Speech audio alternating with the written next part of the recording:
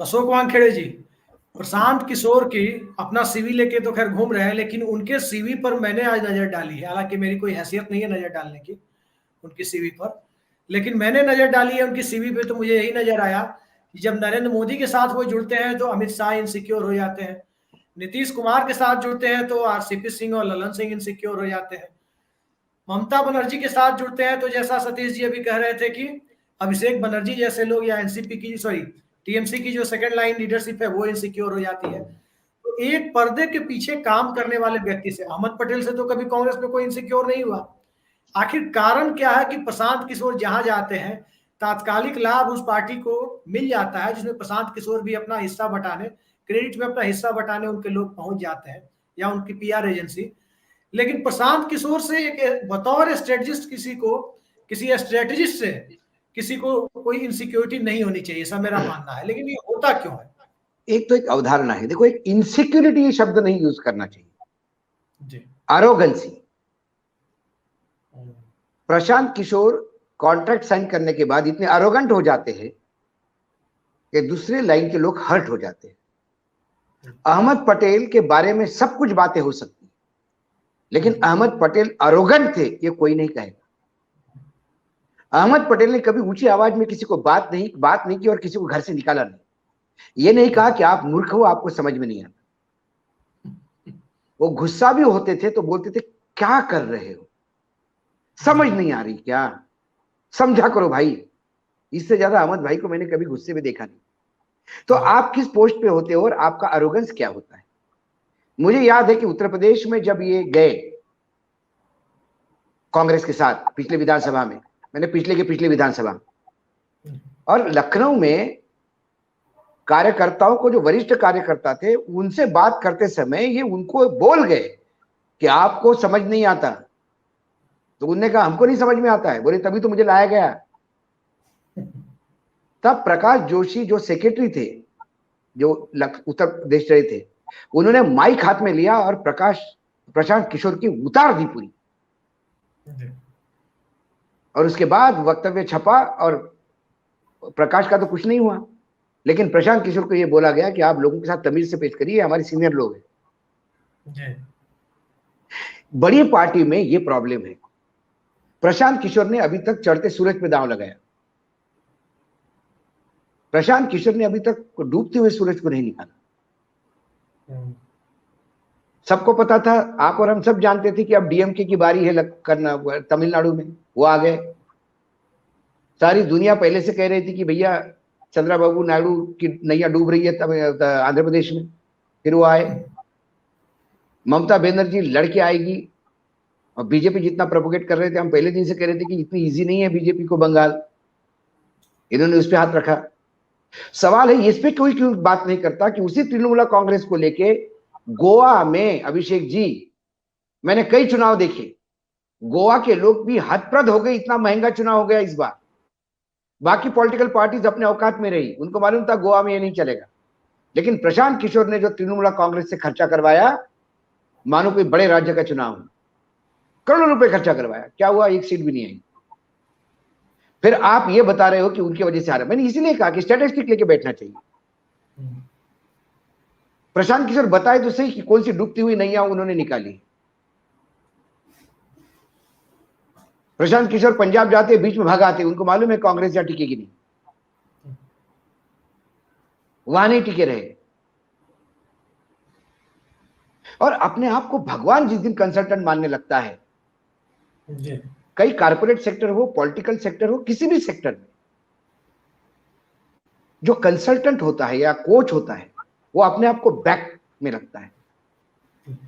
सचिन तेंदुलकर के जो आचरेकर करके जो कोच थे, वो सचिन तेंदुलकर के हर सिक्सर पे और चौके पे मीडिया को बुला बुला के नहीं बोलते थे कि मैंने सिखाया। इस पर मीडिया का हुजूम खड़ा करता है ये आदमी। इसको ये लगता है कि गिने चुने पत्रकारों को जो सवाल नहीं पूछते, हम कहते हैं हमारे साथ बैठ जाए प्रशांत किशोर इसी चैनल पे आ जाए और हम ही 3 लोग रहेंगे पैनल में। सर, प्रशांत किशोर का एक स्टेटमेंट मुझे याद आ गया, मुजफ्फरपुर में दिया हुआ स्टेटमेंट है और यूट्यूब पे मौजूद है कि जब मैं पीएम, सीएम और एमपी बना सकता हूं तो एमएलए, ग्राम प्रधान और जिला परिषद और म्यूनिसिपैलिटी का चुनाव तो जिता ही सकता हूं। वो स्टूडेंट्स को ये बात कह रहे हैं। वही तो मैंने अभी कहा था कि उनको भ्रम हो गया है। ये अरोगेंस है। धीरूभाई अंबानी बनाने वाले चार्टर्ड अकाउंटेंट, उनके जो मेन फाइनेंशियल एडवाइजर थे मिस्टर चतुर्वेदी, चार्टर्ड अकाउंटेंट थे।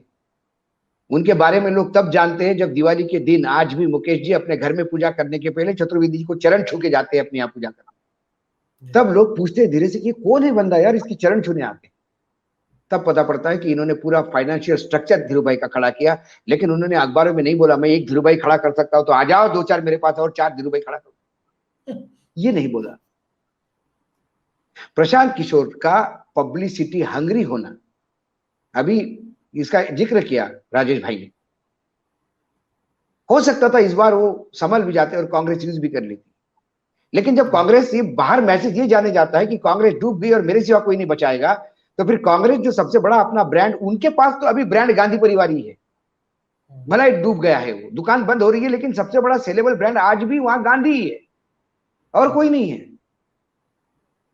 कांग्रेस में नहीं चल रहा बात अलग है, लेकिन ब्रांड उसके सिवा कौन ब्रांड है? और दिग्विजय सिंह ब्रांड है जो अपनी सरकार नहीं बचा पाए, वहां पे पलीता लगा दिया सरकार को।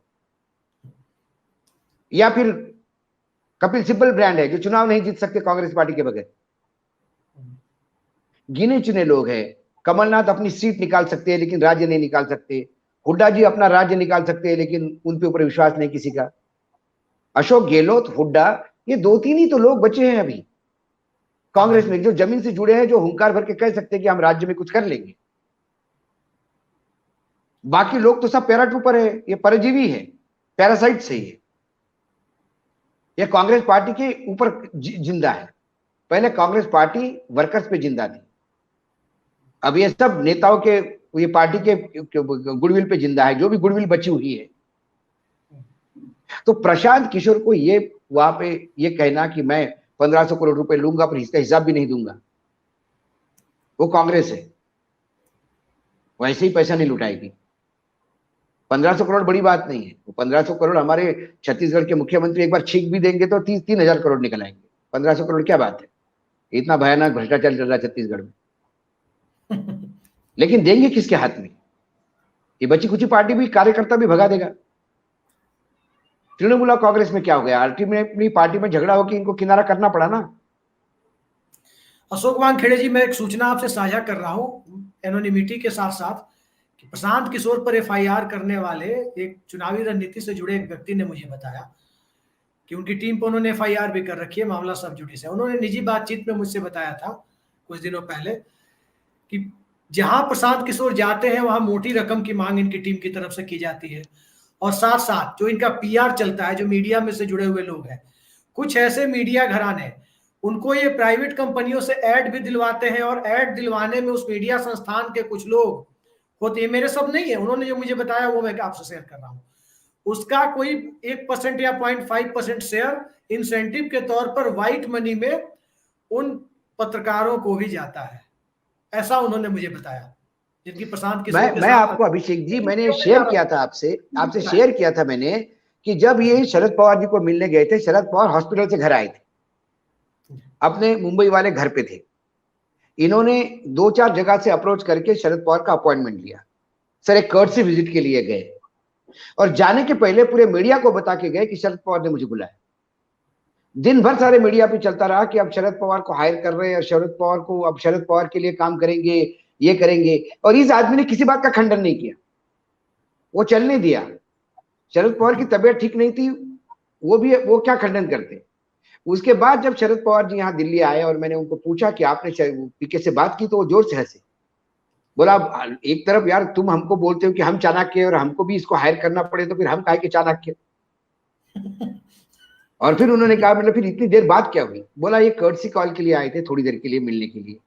मुझे लगा कि भाई मेरे अभी स्वस्थ हो के आए हूं तो मिलने आए और बोले ये शुरू हो गए अपनी, मैं पैदा कहाँ से हुआ और मैंने वर्ल्ड बैंक में कहाँ काम किया और यहाँ काम किया और इस पॉलिटिकल पार्टी को कैसा किया, और ये पूरे किस्से सुनाते रहे और मैं हाँ हाँ हाँ हाँ हाँ हाँ करता रहा।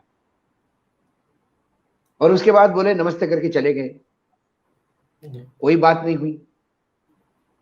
तो मैंने कहा खंडन क्यों नहीं किया आपने? तो बोले इसको बड़ा क्यों बनाए?